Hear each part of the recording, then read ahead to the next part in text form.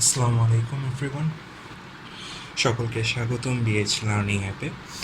আমি মেহেদি হাসান তানভীর তোমাদের সাথে আছি। আজকে আমরা ইন্টার ফার্স্ট ইয়ারের ফিজিক্স প্রথম পত্রের একটা চ্যাপ্টার, সেকেন্ড চ্যাপ্টার 2 ভেক্টর নিয়ে আলোচনা করব।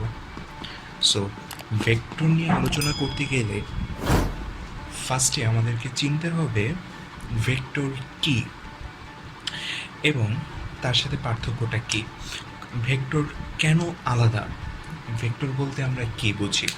একটু চিন্তা করে দেখো, আমরা জানি রাশি, সাধারণত রাশি হচ্ছে দুই প্রকার। একটা হচ্ছে স্কেলার রাশি এবং অপরটি হচ্ছে ভেক্টর রাশি। সো স্কেলার রাশি এবং ভেক্টর রাশি, এই দুইটার মধ্যে পার্থক্য কী? সো হয়তোবা আমরা সকলেই জানি যে স্কেলার রাশি হচ্ছে যেই রাশি প্রকাশ করার জন্য আমাদের শুধুমাত্র মান লাগে, মান প্রয়োজন, কিন্তু কোনো দিকের প্রয়োজন হয় না, তাকে আমরা বলি স্কেলার রাশি। আর ভেক্টর রাশি হচ্ছে যেই রাশিকে প্রকাশ করার জন্য মান ও দিক উভয়ই প্রয়োজন। শুধুমাত্র মান দিয়ে তুমি ভেক্টর রাশিকে প্রকাশ করতে পারবে না। একটা এক্সাম্পল দিচ্ছি। মনে করো তোমাকে বলা হলো যে তুমি তোমার স্কুলে যাও বা কলেজে যাও, হ্যাঁ। সো তুমি তোমার বাসা, এটা হচ্ছে ধরো তোমার বাসা থেকে তুমি কলেজে যাচ্ছ, কলেজ হচ্ছে এই দিকে। এখন তুমি বাসা থেকে বের হলা, তুমি জানো না কলেজ হচ্ছে কোন দিকে, বাট তুমি জানো তোমার বাসা থেকে তোমার কলেজের দূরত্ব হচ্ছে 50 কিলোমিটার। ধরে নেই অনেক বেশি, আচ্ছা ধরে নিলাম আমরা অনেক দূরে, তোমার বাসা থেকে তোমার কলেজের দূরত্ব 50 কিলোমিটার। সো অনেক দূরে, ভালো কথা, কিন্তু তুমি জানো না কোন দিকে 50 কিলোমিটার। সো আমি যদি বলে দেই হ্যাঁ তোমার বাসা থেকে তোমার কলেজের দূরত্ব তো হচ্ছে তোমার 50 কিলোমিটার, বাসা থেকে কলেজের দূরত্ব হচ্ছে মাত্র 50 কিলোমিটার। সো তুমি বাসা থেকে বের হয়ে কলেজে যাও। সো তুমি কিন্তু যেতে পারবে না, কারণ তুমি বাসা থেকে বের হয়ে 50 কিলোমিটার এই দিক বরাবর যেতে পারো, অথবা 50 কিলোমিটার এই দিক বরাবর যেতে পারো, অথবা এই দিক বরাবর যেতে পারো, অথবা এই দিক বরাবর যেতে পারো। কিন্তু তুমি যদি এই দিক বরাবর যাও, এই বরাবর যাও, অথবা এই বরাবর যাও, তুমি কিন্তু তোমার কলেজকে পাবে না।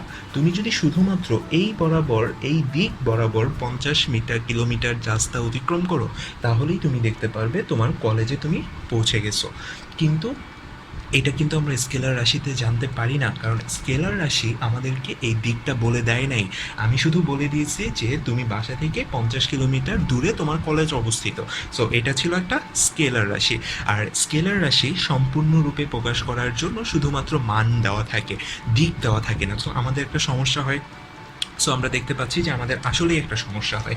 এই সমস্যাটা দূর করার জন্যই হচ্ছে আমাদের ভেক্টর রাশি, যে শুধুমাত্র মান নিয়ে কথা বলে না, সে অবশ্যই দিক নিয়েও কথা বলে।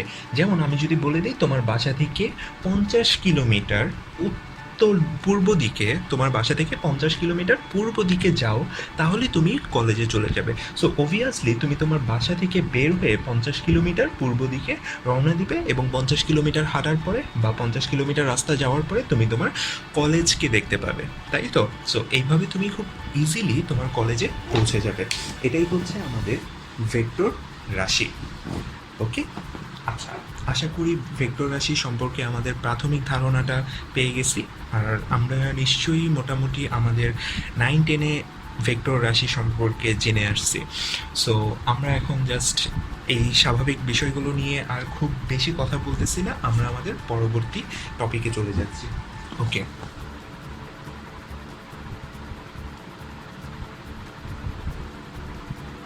ভেক্টর রাশি। সো আমাদের কিছু জিনিস মাথায় রাখতে হবে, যে আমরা মাত্র দেখলাম একটা ভেক্টর রাশি চেনার জন্য আমাদের মান এবং দিক উভয়ই প্রয়োজন হয়, তাই না? সো এখন আমরা দেখব যে ধরো এটা আমি ভেক্টর রাশিকে কিভাবে প্রকাশ করতে পারি? সো প্রকাশ করি সাধারণত ভেক্টরের প্রকাশ,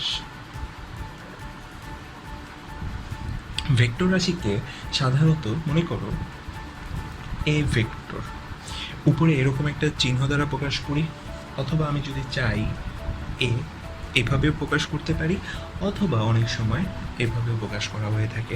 সো তুমি যেভাবে ইচ্ছা প্রকাশ করতে পারো, সমস্যা নেই। বাট সাধারণত আমরা এইভাবে ভেক্টর রাশিটাকে প্রকাশ করে থাকি, ঠিক আছে? আচ্ছা, সো আরেকটা জিনিস দেখা দরকার, যে মনে করো এটা হচ্ছে একটা ভেক্টর রাশি, এটা হচ্ছে একটা ভেক্টর রাশি।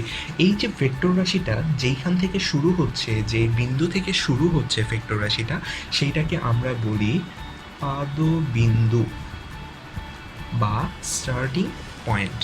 আর যেই এখানে গিয়ে শেষ হচ্ছে বা যেই দিক বরাবর যাচ্ছে, সেইটার একদম মাথাটাকে বলি আমরা শীর্ষবিন্দু, শীর্ষবিন্দু বা এন্ডিং পয়েন্ট। সো তোমার যদি মনে রাখতে কষ্ট হয়, তুমি এভাবে মনে রাখতে পারো যে পাদবিন্দু হচ্ছে ধরো কোনো একটা কিছু লেজ, এবং এটা হচ্ছে মাথা। আমরা বলি না হেড টেল? সো হেড হচ্ছে শীর্ষবিন্দু এবং টেল হচ্ছে পাদবিন্দু। সো এই দুইটা কেন আমাদের কাজে লাগবে? আমরা বিভিন্ন ধরনের ভেক্টর রাশি সম্পর্কে আলোচনা করব। যেমন প্রথমেই যদি আমরা আলোচনা করতে চাই, তাহলে আমরা দেখতে পারি কয়েকটা ভেক্টর রাশি। আচ্ছা, ফার্স্টে ধরো সদিশ ভেক্টর, সদিশ ভেক্টর। সো সদিশ ভেক্টর এবং সাথে সাথে আমরা বিসদিশ ভেক্টর নিয়েও কথা বলি। আরেকটা হচ্ছে বিসদিশ ভেক্টর, সদিশ ভেক্টর এবং বিসদিশ ভেক্টর। আচ্ছা, মনে করো দুটি ভেক্টর রাশি, এটা হচ্ছে একটা ভেক্টর রাশি, এটা হচ্ছে একটা ভেক্টর রাশি, এবং এটার দিক হচ্ছে এই বরাবর। সো এই ভেক্টর রাশিটাকে আমি বললাম এ ভেক্টর, ঠিক আছে? এইটা হচ্ছে এ ভেক্টর, এবং আরেকটা ভেক্টর রাশি এইটাও হচ্ছে এই দিক বরাবর, এবং এই ভেক্টর রাশিটার নাম দিলাম আমি B vector. So A vector আর বি ভেক্টর দুইটা ভেক্টর রাশি, এবং দুইটি ভেক্টর রাশির দিক, দিক কিন্তু একই দিক বরাবর আছে। দুটি ভেক্টর রাশি এইখান থেকে এই দিক বরাবর যাচ্ছে, তার মানে তাদের স্টার্টিং পয়েন্ট বা পাদবিন্দু এবং এন্ডিং পয়েন্ট একই দিক বরাবর ক্রিয়াশীল। আর যদি এইভাবে দুটি ভেক্টর রাশির দিক যদি এক হয়, একই দিকে ক্রিয়াশীল হয়, তাহলে আমরা তাকে বলবো সদিশ ভেক্টর। ঠিক তার অপোজিট ভাবে মনে করো এটা একটা ভেক্টর রাশি এ ভেক্টর, এটা হচ্ছে এ ভেক্টর, এবং আরেকটা ভেক্টর রাশি হচ্ছে বি ভেক্টর। সো একটু চিন্তা করে দেখো তো, এ ভেক্টর আর বি ভেক্টর কি একই দিক বরাবর ক্রিয়াশীল? না, এ ভেক্টর যেই দিক বরাবর ক্রিয়াশীল, বি ভেক্টর তার অপোজিট বরাবর ক্রিয়াশীল। সো এই ভেক্টরকে আমরা বলতে পারি বিসদিশ ভেক্টর। আচ্ছা, সো বিসদিশ ভেক্টরকে আমি কিভাবে লিখতে পারি? মনে করো আমি যদি বলতে চাই যে এ ভেক্টর আর ভি ভেক্টরের মান সমান, এ ভেক্টর আর বি ভেক্টরের মান সমান। মনে করো এ ভেক্টর সমান হচ্ছে সাপোজ এ ভেক্টরে আমি একটা মান দিয়ে দিলাম 5 একক, বি ভেক্টরের একটা মান দিয়ে দিলাম 5 একক। সো মান কিন্তু সেম, এই দুইটা ভেক্টরের মান সেম, কিন্তু তাদের দিক ভিন্ন। আর যদি মান একই হয় এবং দিক ভিন্ন হয়, তাহলে কি হবে সেটা এখন আমরা দেখব। আশা করি সদিশ ভেক্টর আর বিসদিশ ভেক্টর তোমরা বুঝতে পারছো এবং এখানে কোনো সমস্যা নেই। সো আমরা পরবর্তীতে যাচ্ছি। এরপরে আমরা দুইটা জিনিস দেখব আবার। 3 নম্বরে দেখো, আমরা যদি বলি সমান ভেক্টর, সমান ভেক্টর, সমান ভেক্টর। সো সমান ভেক্টর জিনিসটা কি? মনে করো যে দুটি ভেক্টর, এ ভেক্টর আর এটা হচ্ছে বি ভেক্টর, এটা হচ্ছে এ ভেক্টর এবং এটা হচ্ছে বি ভেক্টর। আমি বলে দিলাম যে এটা, আচ্ছা আমি একটু নিচে লিখি বুঝতে সুবিধা হবে, এটা হচ্ছে বি ভেক্টর। সো আমি যদি বলি যে এ ভেক্টর এবং বি ভেক্টর, এই দুইটা ভেক্টর পরস্পর সমান, তাহলে আমাকে কি করতে হবে? তাদের দিক একই দিক বরাবর হতে হবে। ঠিক আছে? যদি দুটি ভেক্টর সমান হয় তাহলে তাদের দিক একই দিক বরাবর হবে, তাহলে আমরা বলতে পারি এরা পরস্পর সমান ভেক্টর। ঠিক আছে? আচ্ছা, এটা হচ্ছে সমান ভেক্টর, পরস্পরের দিক সমান এবং পরস্পরের মান অবশ্যই সমান হবে। ওকে, এরপরে আমরা যদি দেখি বিপরীত ভেক্টর। সো বিপরীত ভেক্টর, বিপরীত ভেক্টর। সো সমান ভেক্টরের কন্ডিশন কি ছিল, যে আমরা যদি লিখে রাখি পাশে মান ও দিক সমান, মান ও দিক সমান। ওকে, সো মান এবং দিক সমান, এবং বিপরীত ভেক্টরের কন্ডিশনটা কি হবে, মান এক কিন্তু দিক ভিন্ন। সো জিনিসটা কীরকম অনেকটা মনে করো, এটা হচ্ছে এ ভেক্টর, এটা হচ্ছে এ ভেক্টর এবং এটা হচ্ছে বি ভেক্টর। আমি বলতেছি যে এ ভেক্টরের মান হচ্ছে 5 একক এবং বি ভেক্টরের মান হচ্ছে 5 একক। দুইটা ভেক্টরের মান কিন্তু সেম, কিন্তু দেখো একটু খেয়াল করো, এ ভেক্টরটা হচ্ছে এই দিক বরাবর ক্রিয়াশীল এবং বি ভেক্টরটা হচ্ছে তার বিপরীত বরাবর ক্রিয়াশীল। তার মানে দুটি ভেক্টরের মান এক কিন্তু তার দিক ভিন্ন, তাহলে এই ভেক্টরটাকে আমরা বলবো পরস্পরের বিপরীত ভেক্টর। সো এই ভেক্টরটা কিভাবে লিখতে পারি দেখো তো, এটা হচ্ছে এ ভেক্টর, তাই না? এটা হচ্ছে এ ভেক্টর এবং বি ভেক্টরের মান কিন্তু সমান, রাইট? এ ভেক্টর এবং বি ভেক্টরের মান সমান। সো আমরা কিন্তু চাইলে এটাকে ইকুয়াল দিয়ে লিখতে পারি, কিন্তু এই এ ভেক্টর আর বি ভেক্টরের দিক কি সেম? না, এ ভেক্টর আর বি ভেক্টরের দিক কিন্তু এক না। সো আমি দিকটাকে আলাদা করার জন্য আমরা কি ব্যবহার করি বলো তো?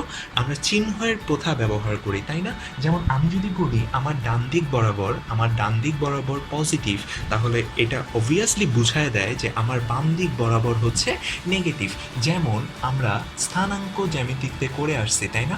যেমন স্থানাঙ্ক জ্যামিতিতে হচ্ছে, ধরো এখানে হচ্ছে প্লাস প্লাস, সো এখানে হচ্ছে মাইনাস প্লাস, এই অক্ষে হচ্ছে তোমার মাইনাস মাইনাস, এটাই হচ্ছে প্লাস মাইনাস, তাই না?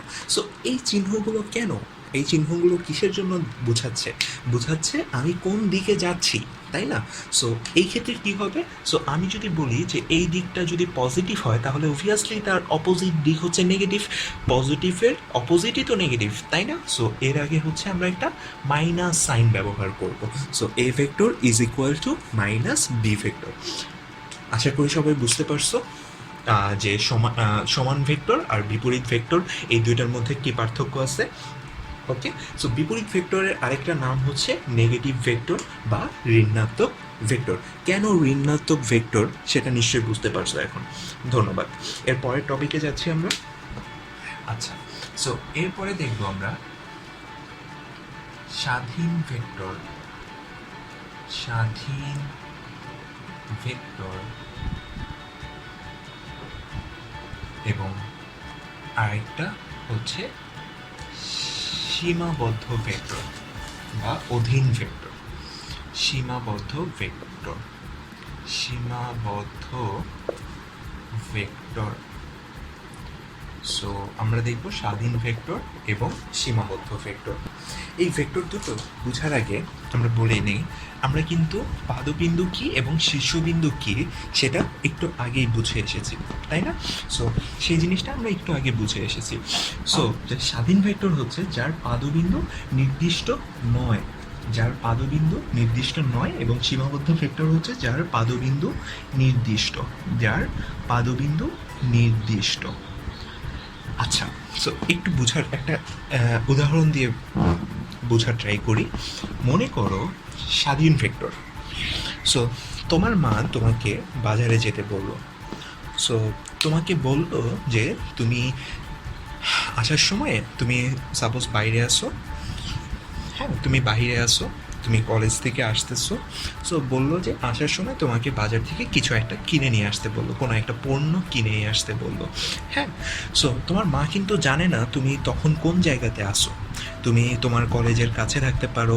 সাপোজ তুমি যদি নটরডেম কলেজে পড়ো তাহলে ধরে নেই তুমি আরামবাগে থাকতে পারো, অথবা তোমার বাসা হচ্ছে, ধরো তোমার বাসা হচ্ছে ধানমন্ডিতে, তুমি তখন ওই সময় তোমার মা যখন বলছে তখন তুমি যে কোনো রাস্তায় যে কোনো জায়গায় থাকতে পারো, ওইখান থেকে তুমি বাজারে যাবে, তাই না?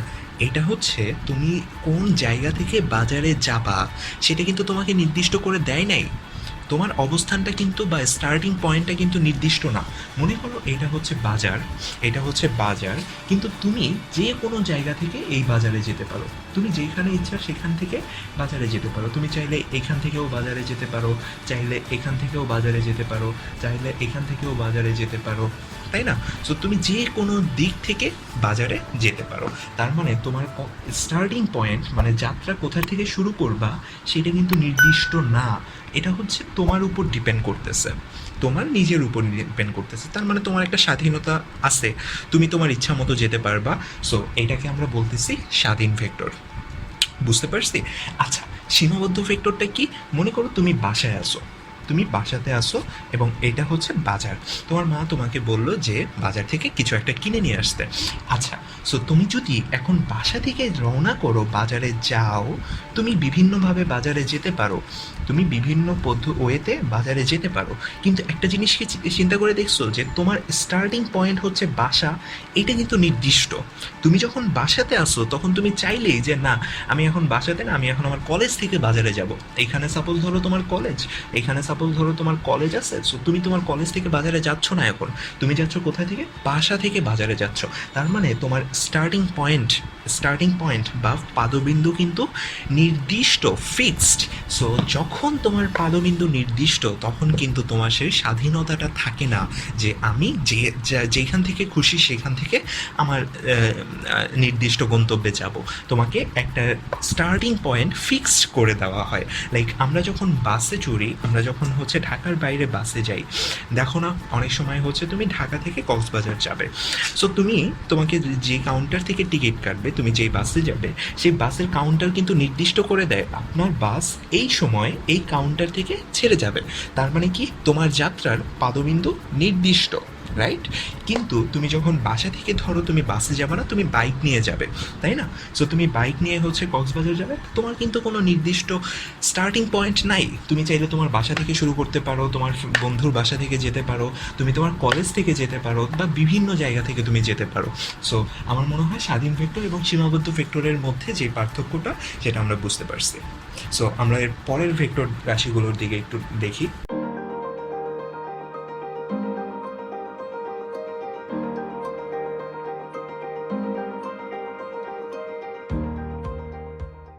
এরপরে আমরা দেখব সমরেখ ভেক্টর। সমরেখ ভেক্টর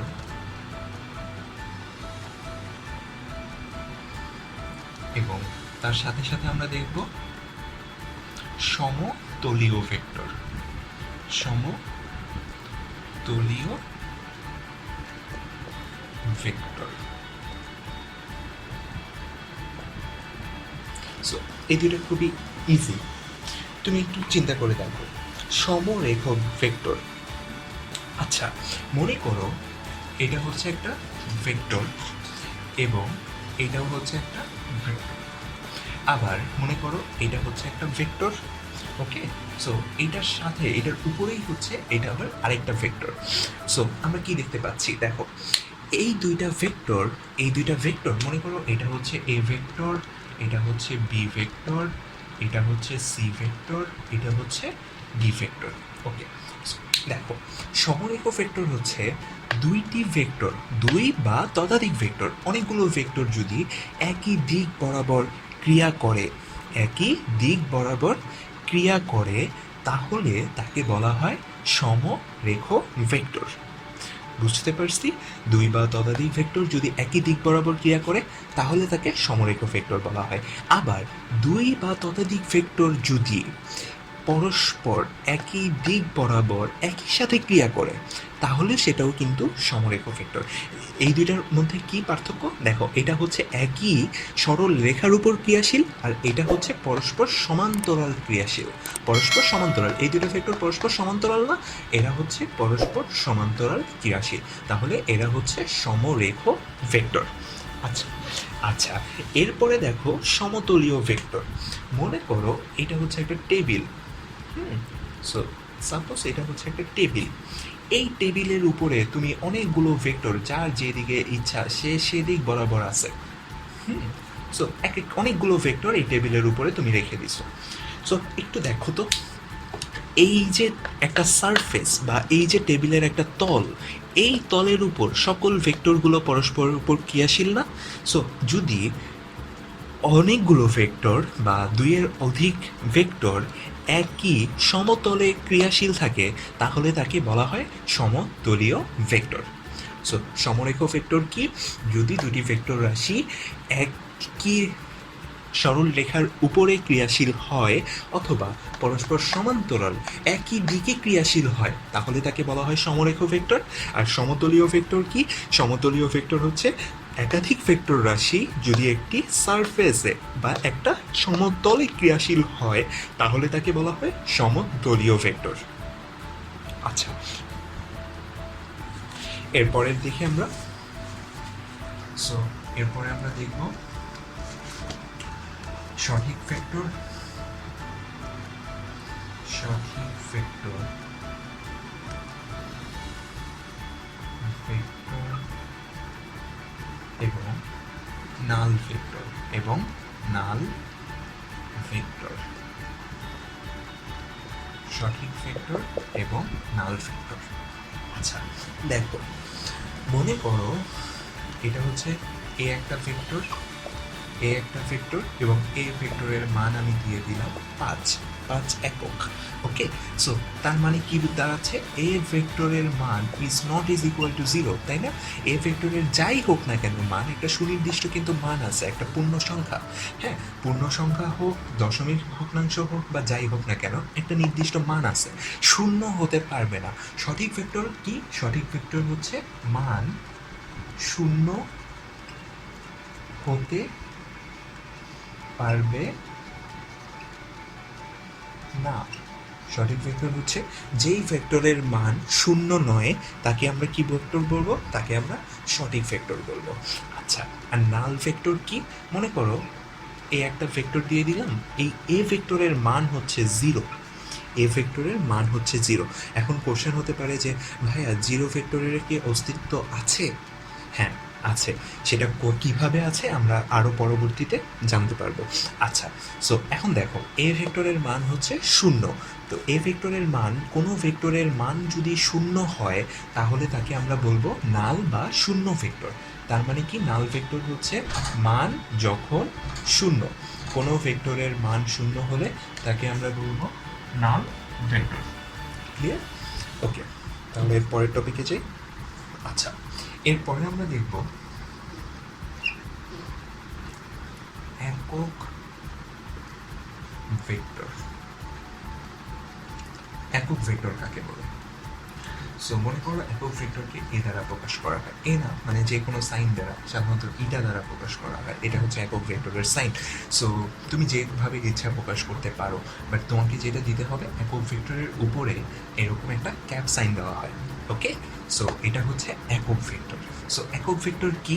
মনে করো এটা হচ্ছে এ একটা ভেক্টর দেওয়া আছে আমার কাছে। এ একটা vector, A is equal to ধরো twice I plus 4j। Okay, so A is equal to twice I plus 4j। এখানে আই এবং জে এগুলো হচ্ছে অবস্থান ভেক্টর।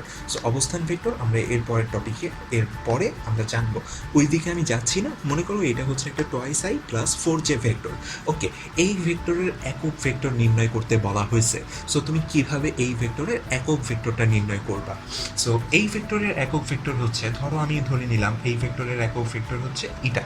ওকে, সো ইটা ইজ ইকুয়াল টু হবে ওই ভেক্টর, যেই ভেক্টরটা দেওয়া আছে, ওই ভেক্টর রাশি ডিভাইডেড বাই ওই ভেক্টরের মান, ওই ভেক্টরেরই মান। বাট তার আগে আমাদেরকে একটু চেক করে নিতে হবে যে এই ভেক্টরের মান 0 কি না। এই ভেক্টরের মান শূন্য হতে পারবে না, কারণ শূন্য হলে এটা হচ্ছে একটা নাল ভেক্টর, আর নাল ভেক্টরের কোনো একক ভেক্টর হয় না। সামথিং ডিভাইডেড বাই ইনফিনিটি অসংজ্ঞায়িত হয়ে যাবে। সো এই ভেক্টরের মান শূন্য হতে পারবে না। সো আমাদেরকে আগে চেক করে নিতে হবে যে এই ভেক্টরের মান শূন্য কিনা। সো আমি যদি এই ভেক্টরের মানটা বের করতে চাই, তাহলে আমি কি করব? মান বের করার নিয়ম হচ্ছে √2a² plus 4a², √2a² plus 4a²। তার মানে কত আসে? √4 প্লাস 16 √20। ওকে, সো এটার মান আসছে √20। সো এর মান তো শূন্য না, এর মান not is equal two 0, right? So এটার একক ভেক্টর নির্ণয় করা যাবে। আচ্ছা, মানটা কীভাবে বের করে? আচ্ছা, মানটা কীভাবে বের করলাম সেটা নিশ্চয়ই তোমরা সবাই জানো। তারপরেও আমি আরেকবার বলে দিচ্ছি। মনে করো একটা ভেক্টর যদি এ vector is equal two AI plus BJ plus CK, এরকম একটা ভেক্টর থাকে, তাহলে তার মান বের করতে হলে আমরা তার মানটা বের করি √a² plus b² plus c²। Clear? আচ্ছা, সো এই হিসাবেই আমরা এইভাবে মানটা বের করছি, এবং মানটা শূন্য হতে পারবে না। তাহলে তার একক ভেক্টরটা কী হবে দেখো তো? তার একক ভেক্টর হবে, এ ভেক্টরটা বসাই দিচ্ছি আমি। এ ভেক্টর কত ছিল? 2i plus 4j। আচ্ছা, আর এ ভেক্টরের মান কত পাইছি আমরা? মাত্র বের করছি, মান হচ্ছে √20। সো √20। সো এইটা হচ্ছে এই ভেক্টরটার একক ভেক্টর হচ্ছে এটা is equal to 2i plus 4j divided by √20। Okay, এরপরে আমরা দেখব অবস্থান ভেক্টর। এরপরে দেখব আমরা অবস্থান ভেক্টর। এরপর আমরা দেখছি অবস্থান ভেক্টর। ওকে, সো অবস্থান ভেক্টর। আচ্ছা, সো মনে করো এটা হচ্ছে এক্স অক্ষ, এটা হচ্ছে ওয়াই অক্ষ, এবং এই বরাবর এটা হচ্ছে জেড অক্ষ। ঠিক আছে? সো এক্স অক্ষ, ওয়াই অক্ষ এবং জেড অক্ষ। আচ্ছা, আমি এটা একটু মুছে দিই আমাদের বোঝার সুবিধার্থে। ওকে, সো এক্স অক্ষ, ওয়াই অক্ষ এবং জেড অক্ষ, এটা হচ্ছে ওয়াই এবং এটা হচ্ছে এক্স। আচ্ছা, ফার্স্টে আমি বলে নিই আমরা একক ভেক্টর কি জেনে এসেছি। হ্যাঁ, একক ভেক্টরের কাজ কি সেটা একটু ইম্পর্টেন্ট ছিল, আমরা এখানে বলে দিচ্ছি। একক ভেক্টরের কাজ কি? একক ভেক্টরের কাজ হচ্ছে ভেক্টরটা কোন অবস্থানে আছে সেটার অবস্থানটা নির্দেশ করা। সেটার কি নির্দেশ করা? অবস্থানটা নির্দেশ করা। ভেক্টরটা কোন দিক বরাবর যাচ্ছে সেটা নির্দেশ করা হচ্ছে একক ভেক্টরের কাজ। একক ভেক্টর শুধু মান দিয়ে তুমি ভাগ করে দিবে, কোনো একটা ভেক্টরকে একক ভেক্টর পেয়ে যাবে, কোনো কাজ নেই, এরকম না। ওর কাজটা হচ্ছে ওই ভেক্টরটা কোন দিকে আছে সেটা বের করা, সেটা নির্দেশ করা। এক্স অক্ষ বরাবর যেই একক ভেক্টরটা ক্রিয়াশীল তাকে বলা হয় আই ভেক্টর। ওয়াই অক্ষ বরাবর যে একক ভেক্টর ক্রিয়াশীল সেটা হচ্ছে জে, এবং জেড অক্ষ বরাবর যে একক ভেক্টর ক্রিয়াশীল সেটা হচ্ছে কে ভেক্টর। ওকে, আচ্ছা, সো আমি যদি বলি অবস্থান ভেক্টর মানে কি, তাহলে কি অ্যান্সার দিবা? আচ্ছা দেখো, এটা কি মূল বিন্দু না? এটা যদি একটা প্রসঙ্গ কাঠামো হয়, এই মূল বিন্দুর সাপেক্ষে কোনো একটা ভেক্টরের অবস্থান। সো আমি একটা এক্সাম্পল দিচ্ছি। মনে করো এ vector is equal to 2i plus 3j। Okay, so তার মানে ভেক্টরটার অবস্থান কোথায় হবে? আমরা জানি এটা হচ্ছে আই অক্ষ, আই। সো আই বরাবর 2 ঘর যাবে এবং জে বরাবর 3 ঘর যাবে, 1 2 3। সো তার মানে এই এ ভেক্টরের অবস্থান হচ্ছে এইটা, তাই না? এ ভেক্টরের অবস্থান হচ্ছে এইটা, এবং প্রসঙ্গ কাঠামোর মূল বিন্দুর সাপেক্ষে এই অবস্থান ভেক্টরটা যেই দিকে ক্রিয়াশীল সেটা হচ্ছে এই অবস্থান ভেক্টর। ক্লিয়ার? সো আরেকটা ভেক্টর মনে করো B. V vector is equal to ধরো thrice I minus twice J. এটা হচ্ছে বি ভেক্টর। সো বি ভেক্টরটা কোন দিকে বরাবর হবে বলো তো? 1 2 3, আর নিচের দিক বরাবর 1 2। তার মানে প্রসঙ্গ কাঠামোর মূল বিন্দুর সাপেক্ষে বি ভেক্টরটা হচ্ছে এই বরাবর ক্রিয়াশীল। তার মানে এটা হচ্ছে তার অবস্থান। তার মানে এ বিন্দুর অবস্থান কোথায়? এইখানে, এবং বি বিন্দুর অবস্থান হচ্ছে এইখানে। সো আশা করি আমরা অবস্থান ভেক্টর বুঝতে পারছি। এরপরে আমরা দেখব সরণ ভেক্টর। এরপরে আমরা যেটা দেখব সেটা হচ্ছে সরণ ভেক্টর। আচ্ছা,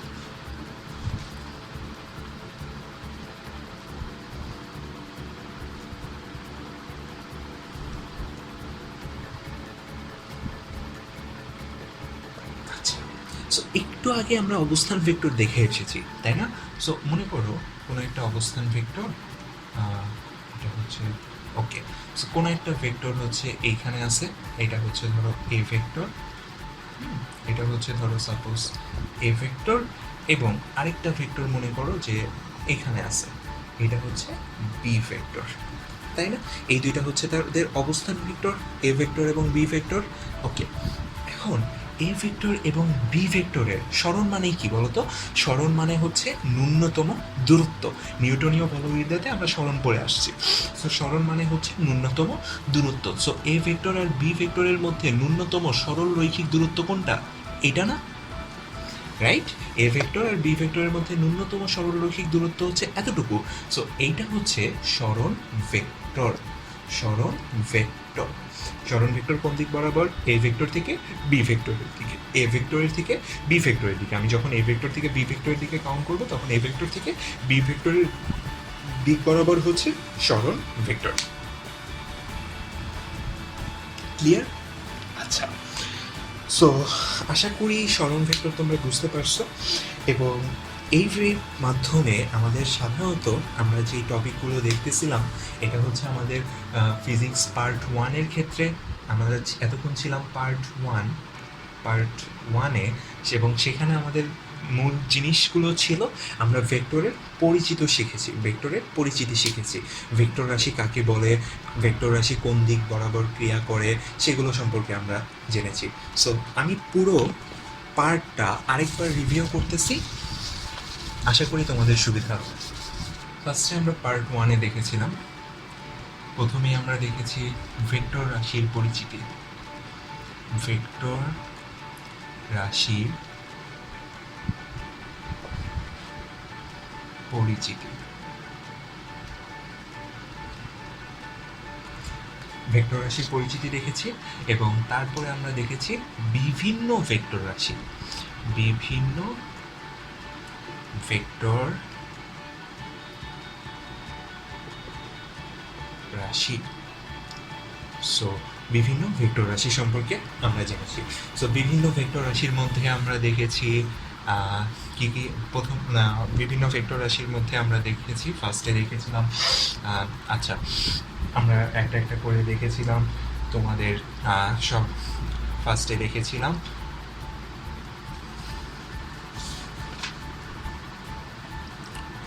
সবার প্রথমে আমরা দেখেছিলাম সদিশ ভেক্টর, সদিশ ভেক্টর, তার সাথে সাথে দেখেছিলাম বিসদিশ ভেক্টর, বিসদিশ ভেক্টর, তার সাথে তার পরবর্তীতে আমরা দেখেছিলাম স্বাধীন ভেক্টর, স্বাধীন ভেক্টর, এবং দেখেছিলাম অধীন ভেক্টর, অধীন ভেক্টর।